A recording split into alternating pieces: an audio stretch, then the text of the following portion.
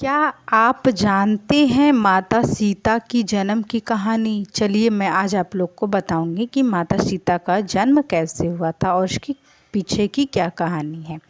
तो आप वीडियो को पूरा देखिएगा। जो भी इस वीडियो को पूरा देखेगा, भगवान राम और माता सीता की कृपा उनके ऊपर बनी रहेगी। भगवान राम की कृपा और माता सीता की कृपा से उनके घर में सुख समृद्धि धन वैभव भी बना रहेगा। चलिए वीडियो को हम आगे की ओर बढ़ते हैं। वीडियो को शुरू करते हैं। रामायण को हिंदू धर्म का सबसे पवित्र ग्रंथ माना जाता है। इसके सभी पात्रों का अलग महत्व है। प्रभु श्री राम को हम भगवान के रूप में पूजते हैं और माता सीता को भी उनके साथ हमेशा पूजा जाता है। माता सीता प्रभु श्री राम की अर्धांगिनी हैं और महाराज जनक की पुत्री हैं। तो आप लोग ये बात ज़रूर जानते हैं कि माता सीता कौन है और भगवान श्री राम कौन है। उन्हें लक्ष्मी जी का अवतार भी माना जाता है। माता सीता को लक्ष्मी जी का अवतार माना जाता है और ऐसा कहा जाता है कि जब विष्णु जी के अवतार के रूप में भगवान श्री राम ने धरती पर अवतार लिया, तब माता सीता ने लक्ष्मी के अवतार के रूप में जन्म लिया था। उनकी महिमा ऐसी है कि आज भी प्रभु श्री राम से पहले देवी सीता का नाम लिया जाता है। यदि हम माता सीता के जन्म की बात करें तो आज भी उनके जन्म को लेकर कई कथाएं प्रचलित हैं। सीता जी का जन्म एक रहस्य ही है। उनके जन्म से जुड़ी बातों का पता लगाने के लिए हमने ज्योतिर्विद्या एवं रमेश भोजराज द्विवेदी जी की बात आज मैं आपको बताती हूँ। आइए हम जानते हैं कि माता सीता जी के जन्म से जुड़े कुछ रहस्यों के बारे में। माता सीता का जन्म कैसे हुआ था, इसके पीछे का कारण क्या है।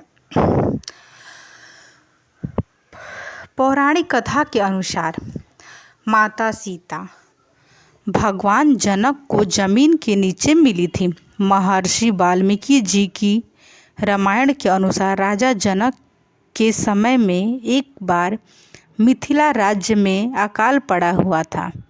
ऋषि ने राजा जनक से यज्ञ का आयोजन करने के लिए कहा, जिससे वर्षों वर्षा नहीं हो रही थी और जिससे वर्षा ही और उनका कष्ट दूर हो। इसलिए उन्होंने उनको यज्ञ करने को बोला ताकि बारिश भी हो जाए और उनके जो भी समस्याएं हैं दूर हो जाए। यज्ञ की समाप्ति के अवसर पर राजा जनक अपने हाथों से हल लेकर खेत जोत रहे थे। जब यज्ञ समाप्त हुआ तब राजा जनक अपने खेत को अपने हाथों से जोतना शुरू कर दिए। तभी उनके हल का नुकीला भाग, जिसे सीत कहते हैं, किसी कठोर शिला से टकराकर और हल वहीं अटक गया। जब उस स्थान की खुदाई हुई तब एक कलश मिली जिसमें एक सुंदर कन्या थी। राजा जनक ने उस कन्या को कलश से बाहर निकाला और उसे अपनी पुत्री के रूप में स्वीकार किया। जनक की पत्नी उस समय निसंतान थी, उनके कोई संतान नहीं थे। इसीलिए बेटी को पाकर वह अत्यंत प्रसन्न हुई, बहुत ही अत्यधिक खुश हुई, क्योंकि उन्हें कोई भी संतान नहीं थे।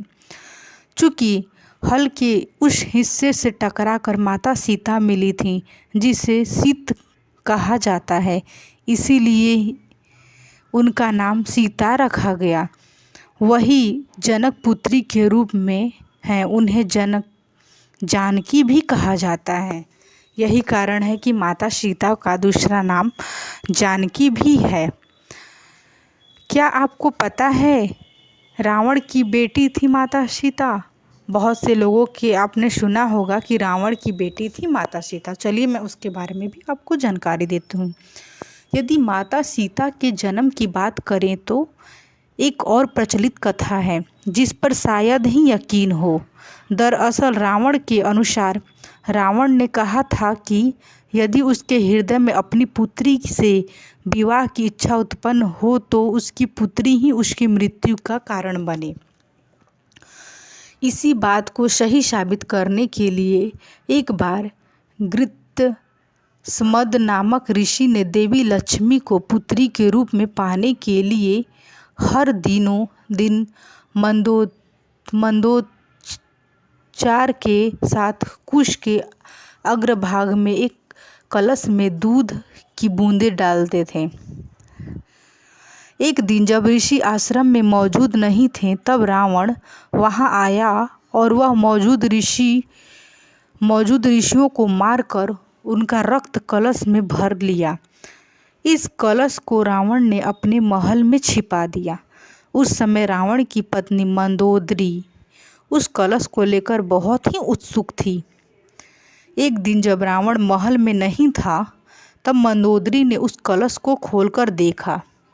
मंदोदरी कलश को उठाकर उसमें रखा हुआ रक्त पी गई, जिससे वह गर्भवती हो गई। मंदोदरी का यह भेद किसी को पता न चले, इसीलिए वह लंका से बहुत दूर अपनी पुत्री को कलश में छुपाकर मिथिला भूमि में छोड़ आई। इस प्रकार सीता जी का जन्म हुआ और वो रावण की पुत्री होने के साथ साथ ही उसकी मृत्यु का कारण भी बनी। यही कारण है कि ऐसा लोग बोलते हैं कि रावण की पुत्री माता सीता थी। सीता जी की जन्म की अन्य कथाएं भी हैं, चलिए मैं आपको भी बता देती हूँ। देवी सीता के जन्म की तीसरी कथा वेदवती नाम की एक ब्राह्मण कन्या से संबंधित है, जिसका उल्लेख ब्राह्मणवेत्त पुराण में मिलता है। इस कथा के अनुसार एक समय वेदवती भगवान विष्णु को पति के रूप में पाने के लिए तपस्या कर रही थी। हिमालय पर भ्रमण करते हुए रावण की नज़र वेदवती पर पड़ी और उसके मन में वेदवती से विवाह का विचार आया। वेदवती रावण से बचने के लिए ऊंचाई से कूद गई और मृत्यु के समय वो रावण को श्राप दे गई कि आगे के समय में वो पूर्व जन्म लेकर रावण की पुत्री बनेगी और उसकी मृत्यु का कारण बनेगी। जब वेदवती पहाड़ी से कूदी उसी समय रावण को वह श्राप देती है कि मैं पूर्व जन्म में, अगले जन्म में मैं फिर से जन्म लूँगी और मैं तुम्हारी पुत्री बनूंगी और मैं तुम्हारे ही मृत्यु का कारण भी बनूंगी। मेरी वजह से ही तुम्हारी मृत्यु होगी। माता सीता का जन्म हुआ तब अपनी मृत्यु के भय से रावण ने उसे धरती पर एक कलश में रख कर गाड़ दिया, क्योंकि उसको पता था कि मेरी पुत्री जब जन्म लेगी तो वही मेरी मृत्यु का कारण बनेगी। इसी कारण रावण ने अपनी ही पुत्री को एक कलश में ले जाकर वह जमीन में गाड़ दिया। जब वह कलश जमीन में था, जब जनक जी अपनी खेत की खुदाई कर रहे थे, जब वह अपनी खेत की जुताई कर रहे थे, जब जिस समय अकाल पड़ा था, खेत की जुताई करते समय, खुदाई करते समय उन्हें एक कलश मिला, जिसमें कलश में एक छोटी सी बच्ची रखी हुई थी, जो कि वह माता सीता थी। यही कारण था कि माता सीता का जन्म धरती से हुआ था। तो यही कारण था कि रावण उस कलश को वहाँ पे गड्ढा में गाड़कर उसे छुपा दिया था।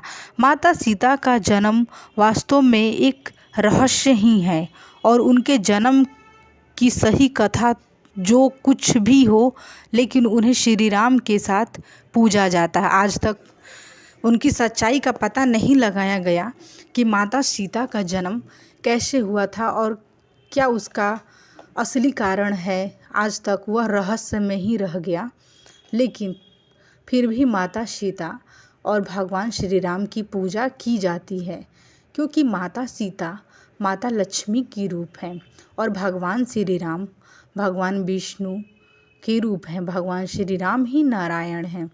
तो इनकी पूजा आज भी हर मंदिरों में आपको देखने को मिलेगी और हर मंदिर में माता सीता और भगवान राम की पूजा विधि पूर्वक की जाती है। भगवान श्री राम और माता सीता हर किसी के दुखों को दूर करते हैं। तो मैं आप लोग को यही बोलूँगी कि माता सीता के जन्म की पूरी जानकारी अभी तक या आज तक कभी किसी को नहीं पता चली कि माता सीता का जन्म कैसे हुआ था। तो जितनी जानकारी है मैं आप लोग को बता दी। मैं आप लोग से यही बोलूँगी कि यदि आप लोग को मेरी यह वीडियो पसंद आई होगी तो आप मेरे वीडियो को लाइक, शेयर एंड सब्सक्राइब ज़रूर करिएगा। और इसी तरह का वीडियो देखने के लिए मेरी यूट्यूब चैनल पर बने रहिएगा। यदि आप मेरे यूट्यूब चैनल पर नए हैं, यदि आपने अभी तक मेरे चैनल को सब्सक्राइब नहीं किया है तो कृपया करके इसे सब्सक्राइब कर लीजिएगा और बेल आइकन को भी दबा दीजिएगा, जिससे आप लोग को नोटिफिकेशन मिलता रहे। भगवान श्री राम और माता सीता की कृपा से आपके घर में सुख समृद्धि आए और आपके जीवन में खुशियाँ आए।